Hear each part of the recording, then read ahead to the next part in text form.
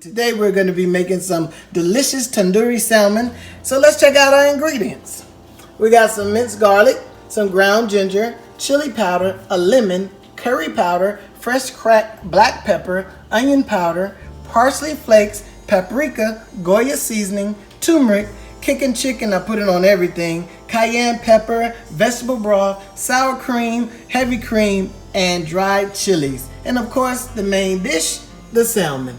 Let's get this party started. All our ingredients together. Now we're gonna let this marinate for about 30 minutes to an hour. All right, our salmon is cooking nicely.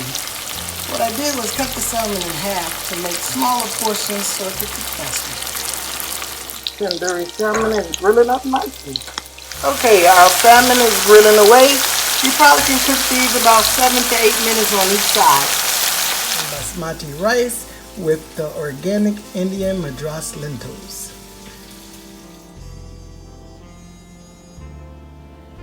And our dish is done. We have tandoori salmon, some biryani rice, and Madras lentils.